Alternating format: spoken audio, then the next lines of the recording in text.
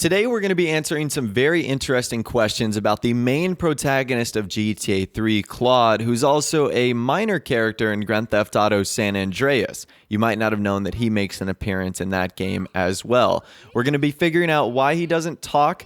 He's actually only the second protagonist in the GTA series to not be able to speak if we include our Grand Theft Auto Online characters, why he is not in Grand Theft Auto 5, and a whole lot more, including some very interesting fan theories. So once again, if you've never played Grand Theft Auto 3 or never played GTA San Andreas, then you've probably never come across a character named Claude. Now, he was the protagonist of GTA 3, but made a minor appearance in San Andreas. And if you guys played either of those games, you know that he doesn't speak. And in-game, Rockstar really never explains why. You kind of just get used to it after a while. However, in December of 2011, Rockstar actually did a Newswire post answering a bunch of questions regarding GTA 3, since of course it was the 10-year anniversary, and we actually got answers to all of those questions. Starting with the first one, why he doesn't speak. So Rockstar says it may now seem obvious that people should all talk in games, but this was not necessarily the case in 2001, certainly not an open world game. We were making up a lot of procedures as we went along, and we decided that NPCs should talk, and we would have to figure out how to make them talk, using motion capture cutscenes, something that we had never really done before, at least not on the scale we were doing it. So we decided that the game's protagonist would not talk, partly to aid people identifying with him, which is kind of true, but mostly because we had so many other problems to solve and this did not seem like a major issue. We started to discuss introducing a talking lead character when working on Vice City, but it was a lot of work. While the structure of GTA 3 may seem obvious or natural now, and the use of cutscenes made the game's engine that look and feel like the game may be simple and easy, it really was not the case back in 2001, when we had to figure out all of these things for the first time.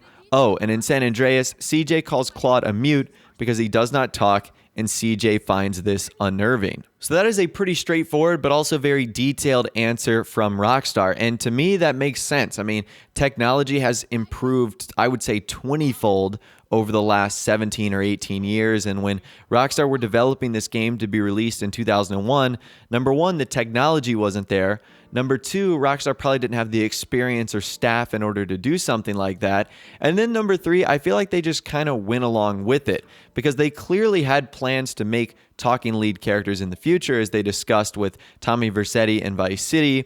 So I think they just kind of rolled with it. And then when San Andreas came out, they just kind of made it sort of a nice Easter egg or a reference or throwback that CJ was infuriated with Claude because he never spoke. So I think the too long didn't read version for that is Rockstar wanted Claude to speak, but they just simply didn't have the time or the resources or the technology in order to make him speak, and it just kind of rolled with it. So again, very interesting response right there from Rockstar. Now let's move on to another question that a lot of people have been wondering. What happened to Claude and where is he now?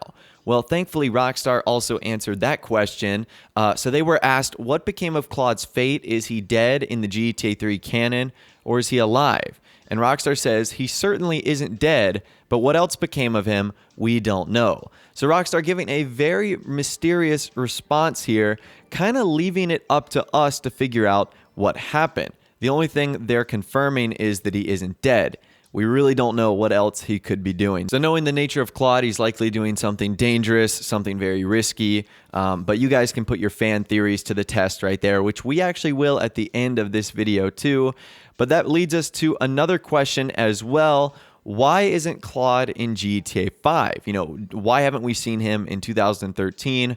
Why didn't we see him in Los Santos? And Rockstar answer that as well. So they state the universes are the worlds interpreted at different definitions, 2D, 3D, and high definition. So we felt brands and radio background characters would exist in both, but three-dimensional characters would not. This is the logic as far as it could be considered logical behind it. So no, we don't believe any GTA 3 characters could exist in the GTA 4 universe. And since the Grand Theft Auto 4 universe is the same as the GTA 5 universe since it's HD, that means that Claude will never exist in GTA 5. So unfortunately, even though Rockstar have confirmed that he's alive, we just don't know what else became of him.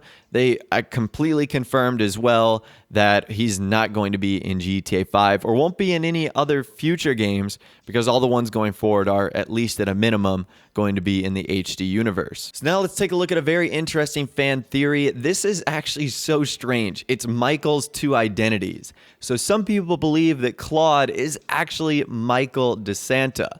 And it does kind of play out because if you take the ages of the two characters, by the time Claude would have reached 2013, he would have been around Michael's age. So after being shot and left for dead by his former girlfriend Catalina at the beginning of GTA 3, we know the protagonist Claude fell in with the Mafia and finally got his revenge before disappearing for good. Or so players thought, and so what Rockstar confirmed as well, by stating he's alive but not telling us what he's actually doing.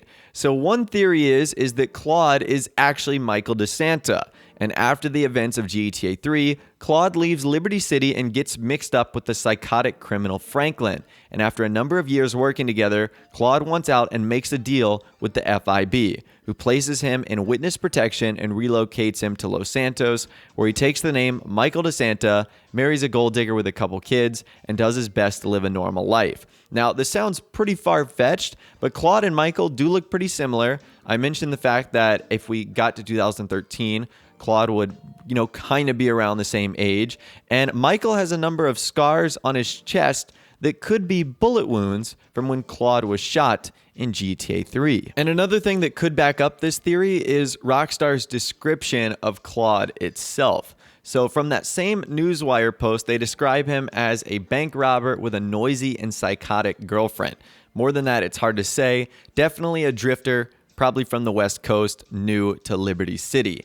So again, I don't know if that 100% confirms anything. I think the only real similarity there is that they're both bank robbers, which in a game like Grand Theft Auto, you would expect that protagonists would have similar criminal backgrounds. So again, I definitely think that's a little far-fetched to say the least, but I do think it's very interesting, and I wonder if Rockstar could have ever considered that, because they never could technically add Claude to the game, but maybe they could somehow get him involved, because there's not many Easter eggs for him in GTA 5 or Grand Theft Auto Online. So I'd love to hear from you guys in the comments section down below. What do you think of the questions that Rockstar answered today, including why Claude doesn't speak, why he's not in GTA 5, and what do you think of some of these ridiculous fan theories as well, that he either is Michael DeSanta or could be related to Michael DeSanta? I'd love to hear from you guys in the comments section down below. Let me know your thoughts, opinions, and more down there. If you did go on to enjoy this video, though, a like rating would, of course, be awesome. And also, subscribe to my YouTube channel if you are new, or